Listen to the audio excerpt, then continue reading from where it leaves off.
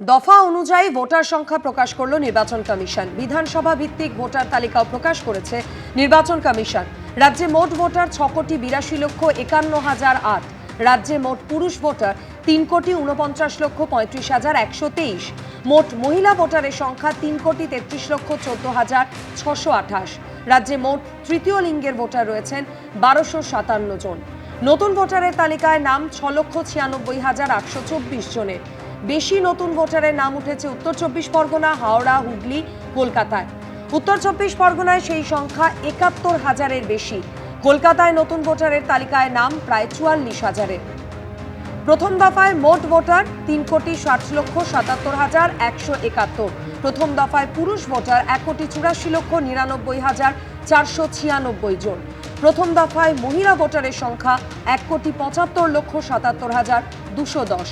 আর প্রথম দফায় তৃতীয় লিঙ্গের ভোটারের সংখ্যা 465। সকাল সকাল ইডির অভিযান, ফের শহরে ইডির অভিযান এবং বালিগঞ্জের ফার্ন রোডে ডেপুটি পুলিশ কমিশনারের ফ্ল্যাটে ইডির হানা। ফার্ন রোডে ডেপুটি পুলিশ কমিশনারের আরও একটি ঠিকানায় ইডির অভিযান এবং এরই পাশাপাশি বেহালাতে সান এন্টারপ্রাইজের ম্যানেজিং ডিরেক্টর জয়েশ কামদার, সেখানেও কিন্তু ইতিমধ্যেই ইডির অভিযান চলছে। তিনজন প্রতিনিধি আমাদের সঙ্গে এই মুহূর্তে সরাসরি রয়েছে। একদিকে ব্রতদীপ ভট্টাচার্য রয়েছেন, প্রকাশ সিনহা রয়েছেন এবং অন্যদিকে পার্থপ্রতিম ঘোষ রয়েছেন। তবে শুরুতেই আমি ব্রতদীপের কাছে যাব। ব্রতদীপ, মূলত কোন সূত্র ধরে এই অভিযান সকাল সকাল ইডি শুরু করলো?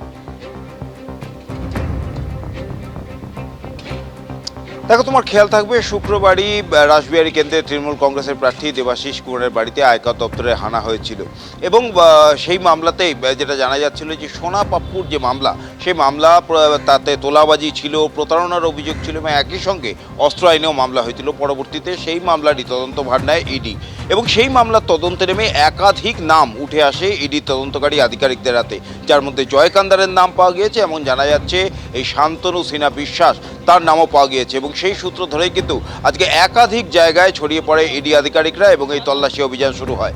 আমি এই মুহূর্তে যেখানে রয়েছি 3/2 ফার্ন রোড এবং এইখানেই স্বস্তিক ফার্ন নামে আবাসন এবং এই আবাসনেই ফ্ল্যাট রয়েছে কলকাতা পুলিশের ডেপুটি কমিশনার শান্তনু সিনহা বিশ্বাসের। দীর্ঘদিন তিনি কালীঘাট থানার ওসির দায়িত্ব সামলেছেন এবং বর্তমানে তিনি স্পেশাল ব্রাঞ্চের দায়িত্বে রয়েছেন। এর আগেও এই শান্তনু সিনহা বিশ্বাসের বিরুদ্ধে কয়লা পাচার মামলায় অভিযোগ উঠেছিল। তাকে দিল্লিতে পর্যন্ত তলব করা হয়েছিল, তাকে জিজ্ঞাসাবাদ করে ইডি, তার কাছ থেকে সমস্ত নথিপত্র চাওয়া হয় এবং তারপরেও কিন্তু আজকে অপর একটি মামলায় আবার ইডি আধিকারিকরা তার এই বাড়িতে অভিযান চালালেন। আজকে সকাল 6:45 নাগাদ একেবারে ইডির 6টি গাড়ি 3/2 ফার্ন রোডে এই স্বস্তিক ফার্ন নামে এই আবাসনের সামনে চলে আসে এবং তৎক্ষণাৎ কেন্দ্রীয় বাহিনীর জওয়ানরা এই গোটা আবাসনটির দখলে নিয়ে নেয়। আমি যেখানে রয়েছি সেটাই আবাসনের মূল গেট, সেই মূল গেটে তালা দিয়ে দেওয়া হয়। এই আবাসনের যে পিছন দিকের গেট সেইখানেও তালা দিয়ে দেওয়া হয় এবং যারা কেন্দ্রীয় বাহিনীর জওয়ান এই গোটা আবাসন ঘিরে রেখেছেন। ভিতর থেকে কাউকে বাইরে আসতে দেওয়া হচ্ছে না এবং বাইরে থেকেও কাউকে ভিতরে যেতে দেওয়া হচ্ছে না। যেটা জানা যাচ্ছে ইডি আধিকারিকরা এই আবাসনে যে শান্তনু সিনহা বিশ্বাসের যে ফ্ল্যাট রয়েছে সেই ফ্ল্যাটে ঢুকে তল্লাশি অভিযান চালাচ্ছেন এবং একই সঙ্গে শান্তনু সিনহা বিশ্বাসের পরিবারের লোকেদের জিজ্ঞাসাবাদও করছেন। মূলত এই সোনা পাপ্পুর মামলাতেই কিন্তু আজকে ইডির এই অভিযান। সোনা পাপ্পুর বিরুদ্ধে তোলাবাজি, প্রতারণা এবং অস্ত্র আইনে মামলা হয়েছিল, যেই মামলার তদন্তভার ইডি নিয়েছিল এবং সেই তদন্তে নেমেই কিন্তু একের পর এক যোগ পাওয়া যাচ্ছিল এবং বিভিন্ন নাম উঠে আসে এবং সেই সবের নামের সূত্র ধরেই কিন্তু ফের তদন্ত শুরু করে ইডি এবং সেই সূত্র ধরেই আজকে শান্তনু সিনহা বিশ্বাসের এই বাড়িতে ইডি আধিকারিকরা এসে পৌঁছেছেন এবং স্বাভাবিকভাবেই এর আগের দিন যখন দেবাশিস কুমারের বাড়িতে আয়কর দপ্তরে হানা হয়েছিল, এই নিয়ে রাজনৈতিক চাপানো শুরু হয়। শাসক দল তৃণমূল কংগ্রেস তারা অভিযোগ করেন যে ভোটের সময় প্রতিহিংসার কারণে বিজেপি এই কেন্দ্রীয় সংস্থাগুলিকে ব্যবহার করছে এবং এই নিয়ে পাল্টা বিজেপিও কিন্তু একাধিক অভিযোগ তোলে তৃণমূলের বিরুদ্ধে। সেই রেশ কাটতে না কাটতেই ঠিক একদিন পরেই কিন্তু আবার আজকে 7 সকালে ইডি অভিযানে নামে এবং ইডি অভিযানে নেমে শহরের বিভিন্ন জায়গায় ছড়িয়ে পড়ে। একদিকে আমি যেখানে রয়েছি ফার্ন রোডে, এইখানে শান্তনু সিনহা বিশ্বাসের যে ফ্ল্যাট সেইখানে পরিবার সহ তিনি থাকেন এবং এইখানেই এই ফার্ন রোডেই আরও একটি ঠিকানা রয়েছে যেখানে শান্তনু সিনহা বিশ্বাসের ফ্ল্যাট রয়েছে। দুই জায়গাতেই কিন্তু একযোগে তল্লাশি অভিযান চালানো হচ্ছে এবং অন্যদিকে জয় কান্দারের যে বাড়ি সেখানেও কিন্তু তল্লাশি অভিযান চলছে। মূলত এই সোনা পাপ্পুর মামলাতেই যেই সমস্ত নামগুলি উঠে এসেছে ইডি আধিকারিকদের হাতে তাদের এই তল্লাশি চালানো হচ্ছে। তার বাড়িতে, শান্তনু সিনহা বিশ্বাসের বাড়িতে তল্লাশি চালানো হচ্ছে, সমস্ত নথিপত্র তারা খতিয়ে দেখছেন এবং একই সঙ্গে পরিবারের লোকেদেরও কিন্তু জিজ্ঞাসাবাদ করা হচ্ছে। এখন এইটাই দেখার এই তল্লাশি অভিযান এবং জিজ্ঞাসাবাদের পরে কি তথ্য উঠে আসে ইডি আধিকারিকদের হাতে। একদমই ব্রতদীপ, তুমি আমাদের সঙ্গে থাকো, ছবি দেখাতে থাকো। যেমনটা আমাদের প্রতিনিধি জানাচ্ছিলেন, 3/2 ফার্ন রোড বালিগঞ্জের এই ঠিকানার পাশাপাশি শান্তনু সিনহা বিশ্বাসের আরেকটি ঠিকানা যেটাও ফার্ন রোডেই রয়েছে, সেখানেও পৌঁছে গিয়েছেন ইডি আধিকারিকরা। প্রকাশ সিনহা সরাসরি আমাদের সঙ্গে রয়েছেন। প্রকাশ, ইতিমধ্যেই 2 ঘন্টা অতিক্রান্ত, কোন রকম তথ্য প্রমাণ নথি কি তদন্তকারীদের হাতে এসেছে, কি জানতে পারছো? দেখো, তুমি জানো যে ইডি প্রসিড অফ ক্রাইম অর্থাৎ যে কোনো মামলার টাকা কোথায় গেল সেটা নিয়ে তদন্ত করে।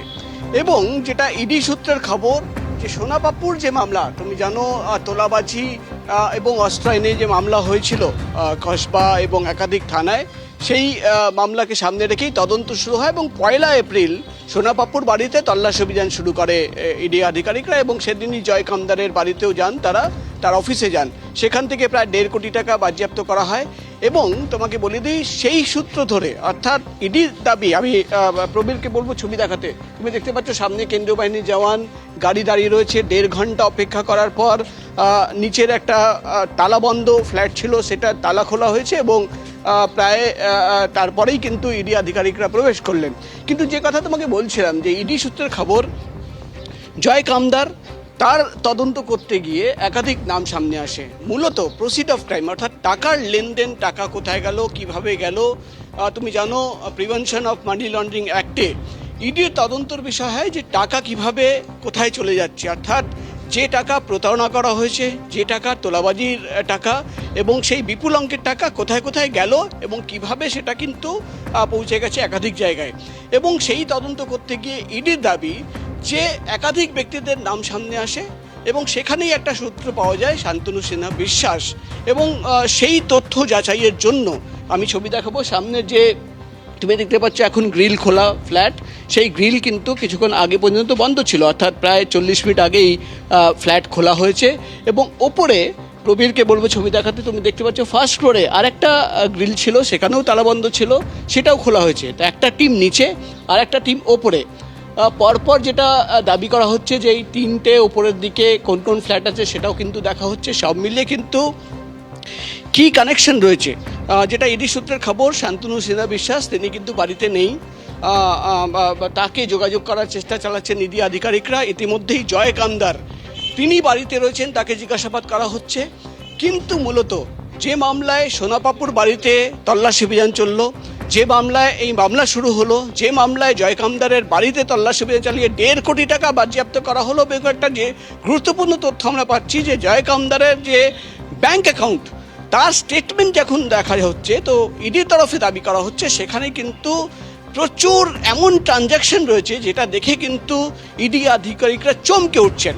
এবং সেই সূত্র ধরে যখন ব্যাংকের কাছ থেকে স্টেটমেন্ট চাওয়ানো হয় এবং সেই যাচাই করা হয়, সেখানে কিন্তু একাধিক তথ্য পাওয়া গেছে। এবং সেই তথ্য সামনে রেখে, সেই সূত্র সামনে রেখেই কিন্তু আজকে একদিকে জয় কামদার, অন্যদিকে শান্তনু সিনহা বিশ্বাসের বাড়ি এবং এখানে যে পরপর যে ফ্ল্যাট রয়েছে গ্রাউন্ড ফ্লোরে, ফার্স্ট ফ্লোরে, প্রত্যেকটি জায়গায় কিন্তু ইডি আধিকারিকরা তল্লাশি অভিযান চালাচ্ছেন। এবং ইডি আধিকারিকরা শান্তনু সিনহা বিশ্বাসের সঙ্গেও কিন্তু যোগাযোগ করার চেষ্টা চালাচ্ছেন, এমনই খবর আমরা ইডি সূত্র মারফত জানতে পারছি।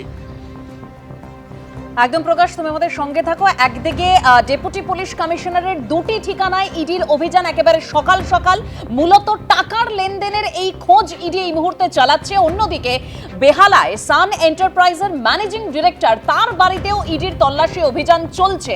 সকাল থেকেই জয় এস কামদারের বাড়িতে ইডির অভিযান, তবে প্রায় সেখানে 40 মিনিট বাইরে দাঁড়িয়ে থাকতে হয় তাদের। বারবার ডাকাডাকির পরেও প্রথমে গেট খোলা হয়নি। आजा दे इधर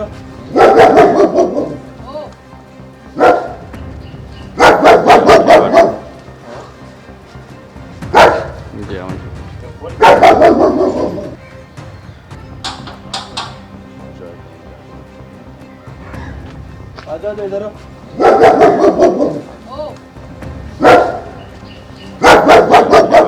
সরাসরি চলে যাব জয় এস কামদার, তার ঠিকানা ইতিমধ্যে ইডির অভিযান চলছে। সেখান থেকে আমাদের প্রতিনিধি পার্থপ্রতিম ঘোষ আমাদের সঙ্গে রয়েছেন। পার্থ, শুরুতেই একটা নাটকীয় পরিস্থিতি তৈরি হয়েছিল, তো এই মুহূর্তে আর কি তথ্য পাচ্ছ? ইডি সূত্রে যেটা খবর সেটা হচ্ছে যে জয় কামদার তার হচ্ছে বিপুল পরিমাণে অর্থের একটা লেনদেন, এবং যেটা তারা মনে করছে যে সেটা হচ্ছে বেআইনি লেনদেন, বেআইনিভাবে কিন্তু এই লেনদেনের মাধ্যমে টাকা স্থানান্তর করা হয়েছে বলে তারা সন্দেহ করছেন। এবং এর আগেও কিন্তু তল্লাশি অভিযান হয়েছে সান কনস্ট্রাকশনের যে অফিস, এই অফিস পাশাপাশি হচ্ছে বেহালার এই যে বাড়িতে আমরা দাঁড়িয়ে রয়েছি, এটা হচ্ছে বেহালার জ্যোতিষ রয় রোড, এটা হচ্ছে এই বেহালার জ্যোতিষ রয় রোডের যে বাড়ি, সেই বাড়িতে জয় কামদারের বাড়ি, সেই বাড়িতে কিন্তু ইডি আধিকারিকরা আজকে আবারও ঠিক সকাল 6টা নাগাদ তারা বাড়িতে এসে পৌঁছায় 5খানা গাড়ি নিয়ে। এবং তার পরবর্তীকালে তুমি দেখলে যে বারবার ধরে ডাকাডাকি করার পর ইডি আধিকারিকরা, নিরাপত্তা রক্ষীরা যারা ছিলেন তাদেরকে গেট খুলতে বলেন, কেয়ারটেকারকে গেট খুলতে বলেন, কিন্তু তারা কেউ গেট খুলছিল না। এবং তারপরে নাটকীয় পরিস্থিতি তৈরি হয় এবং এর পরবর্তীকালে 6:40 পর আর কিন্তু ইডি আধিকারিকরা বাড়ির ভেতরে প্রবেশ করেন। কিন্তু এই যে জয় কামদার সাম্প্রতিককালে যার নাম বারবার করে আলোচনার মধ্যে চলে আসছে, সেই জয় কামদার কে? জয় কামদার হচ্ছে এই সান কনস্ট্রাকশন যে গ্রুপ, তার ম্যানেজিং ডাইরেক্টর। তারা হচ্ছে বিভিন্ন জায়গায় নির্মাণের কাজ করে এবং এই জয় কামদারের নাম উঠে আসে কিছুদিন আগেও কিন্তু চারু মার্কেট থানা এলাকায় তার একটা জিম রয়েছে। গত বছর সেপ্টেম্বরে মহালয়ার দিনকে তার সেই জিমের মধ্যে গুলি চলার মতো ঘটনা ঘটে। জয় কামদারের সেই সময় অফিসের মধ্যে উপস্থিত ছিলেন এবং এর পরবর্তীকালে কিন্তু সোনা পাপ্পুর বাড়িতে তল্লাশি অভিযান হয়, জয় কামদারের নাম উঠে আসে। পাশাপাশি হচ্ছে ল্যান্ড গ্র্যাবিংয়ের একটা মামলা, যে মামলায় তুমি জানো যে দেবাশিস কুমারকে দুবার তলব করা হয়েছিল, এক ব্যবসায়ীর নাম উঠে আসে, সে তার পরিপ্রেক্ষিতে অমিত গঙ্গোপাধ্যায়। এবং যেখানে হচ্ছে যে এই রকম যে নির্মাণের কাজ হচ্ছে, যেখানে যে জমি রয়েছে সেই জমিকে বৈধ জমিতে পরিণত করার জন্য পুরসভার একটা ভূমিকা, সেই ভূমিকা ইডি পায়। এই সমস্ত একাধিক বিষয় যেটা ইডি মনে করছে সবটার সঙ্গে একের সঙ্গে অপর কিন্তু যুক্ত থাকতে পারে বলে তারা সন্দেহ করছেন। এবং সেই মতো জয় কামদারের ভূমিকা তারা খতিয়ে দেখার কাজ যখন শুরু করেন এবং এই বাড়ি থেকে কোটি টাকার ওপর উদ্ধারও হয় কয়েক সপ্তাহ আগে। এবং তার পাশাপাশি হচ্ছে জয় কামদারকে দুবার তলব করা হয়েছিল, কিন্তু সেই তলবে জয় কামদার সাড়া দেয়নি। তারপর আজকে সকালবেলা আমার সহকর্মী অভিজিৎ দত্তকে দেখাতে বলছি, এখানে পরপর যে গাড়িগুলি দাঁড়িয়ে রয়েছে সেই গাড়িগুলিকে করে ইডি আধিকারিকরা কেন্দ্রীয় বাহিনীকে সঙ্গে নিয়ে জয় কামদারের এই যে বাড়ি রয়েছে জ্যোতিষ রয় রোড বেহালা, এবং সেই বাড়িতে এসে পৌঁছায়। এবং এই মুহূর্তে জয় কামদারকে জিজ্ঞাসাবাদ, তল্লাশি অভিযান সেটা কিন্তু করছেন ইডি তদন্তকারী আধিকারিকরা। এবং তারা যে বিষয়টা জানার চেষ্টা করছেন মূলত যে তার বাড়ি থেকে টাকা উদ্ধার হলো, সোনাপাপ্পুর বাড়িতে অস্ত্র উদ্ধার হলো, একাধিক জায়গায় তল্লাশি হলো, জিজ্ঞাসাবাদ হলো, অনেককে জিজ্ঞাসাবাদ করার পরবর্তীকালে যে ভূমিকা তারা পাচ্ছেন, জয় কামদার কারো জিজ্ঞাসাবাদ করার প্রয়োজন রয়েছে, তাকে তলব করা হয় এবং সেই তলবের পরবর্তীকালে সে কিন্তু হাজিরা দেয়নি, হাজিরা এড়িয়ে যায় দুবার ধরে। এবং তারপর ইডি মনে করছে যে এই তদন্ত এগিয়ে নিয়ে যাওয়ার জন্য জয় কামদারকে জিজ্ঞাসাবাদ করার আরও প্রয়োজন রয়েছে এবং সেই মতোই তার বাড়িতে হাজির হয়েছে একেবারে সকালবেলা ইডির আধিকারিকরা। ধন্যবাদ পার্থ। এবিপি আনন্দ, এগিয়ে থাকে, এগিয়ে রাখে।